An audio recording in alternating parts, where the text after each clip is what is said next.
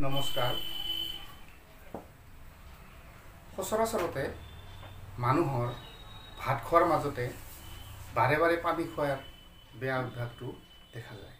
কিন্তু এই ভাত খোৱাৰ মাজতে বাৰে বাৰে পানী খোৱাৰ ফলত পেটত গৈ ভাতে পানীয়ে মিলি এনেকুৱা এটা বেয়া অৱস্থাৰ সৃষ্টি হয়, তাক আজি আমি লাইভ দেখুৱাম। কিন্তু তাৰ আগতে মই এটা কথা পাতি লওঁ। পৃথিৱীত বহুত প্ৰাণী আছে, যি প্ৰাণীসমূহে নিজা নিজা ধৰণে খাদ্য খায়। একমাত্ৰ মানুহেহে নিজৰ খাদ্য নিজে সজাই পৰাই সিজাই জুতি লগাকৈ খায়। কিন্তু আজিৰ তাৰিখত বাকীবোৰ প্ৰাণীৰ যিমান বেমাৰ, মানুহৰ কিন্তু আটাইতকৈ বেছি বেমাৰ। যি মানুহ যাক জীৱশ্ৰেষ্ঠ বুলি কোৱা হয়, তাৰেই কিয় বেমাৰ বেছি হয়? তাৰ মূল কাৰণ হ'ল আমাৰ খাদ্য খোৱাৰ পদ্ধতি। অৰ্থাৎ আমি যি খাদ্য খাওঁ তাৰ মাজে মাজে যি পানী খাওঁ, এইটোৱে আমাৰ পেটত গৈ এটা বেয়া অৱস্থাৰ সৃষ্টি কৰে, যাৰ ফলত আমাৰ ভালকৈ হজম নহয়। এই পদ্ধতিটোক আমি এটা ভিডিঅ'ৰ যোগেদি, ডেমোৰ যোগেদি দেখুৱাম। কিন্তু তাৰ আগতে মই এটা উদাহৰণ দিওঁ।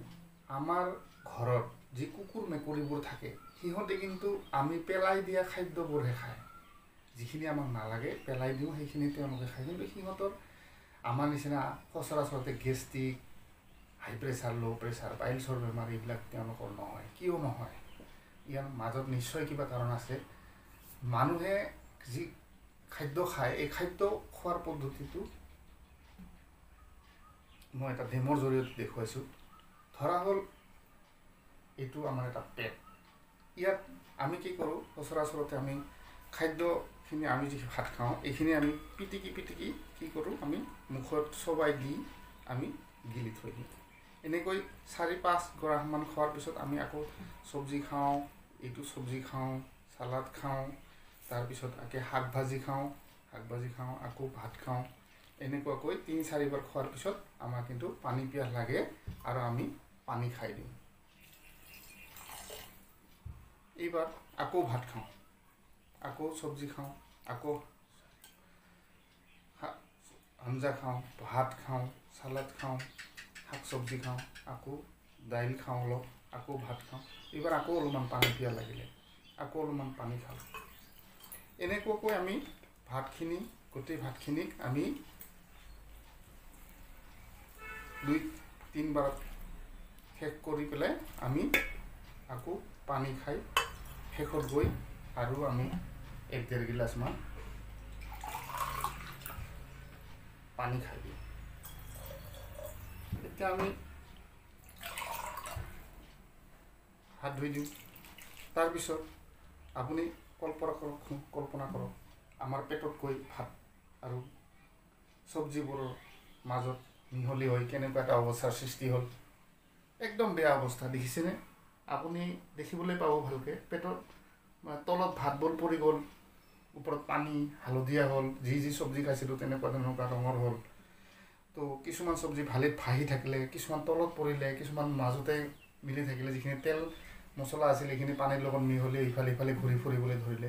তো এনেকুৱা অৱস্থাত আমাৰ পেটৰ ভিতৰত ভালকৈ হজম নোহোৱাৰ ফলত আমাৰ এচিডিটিৰ সৃষ্টি হয়। যি আজি, কালি, পৰহি এনেকৈ আমি সদায় খাদ্য খাওঁ, এই হজম নোহোৱাকৈ থাকি যোৱা অংশখিনিয়ে শেষত গৈ এটা এচিডৰ প্ৰস্তুত কৰে বা উৎপত্তি কৰে। আৰু ইয়াৰ ফলত এই এচিডিটিয়ে বেছি পৰিমাণৰ হ'লে মানুহৰ শৰীৰভৰে বেলেগ বেলেগ বেমাৰৰ সৃষ্টি কৰে। তো আপোনালোকলৈ মোৰ অনুৰোধ যে ভাত খোৱাৰ মাজত পানী নাখাব। এই ভাত খোৱাৰ মাজত পানী নাখাবলৈ মই 3টা উপায় দিছোঁ। প্ৰথম 1 নম্বৰ উপায় হ'ল, আপুনি ভাত খোৱাৰ আগতে মনত ৰাখিব যে মনত ৰাখি ভাত খাব যে মই আজি ভাত খোৱাৰ মাজত পানী নাখাম। 2 নম্বৰ উপায় হ'ল, আপুনি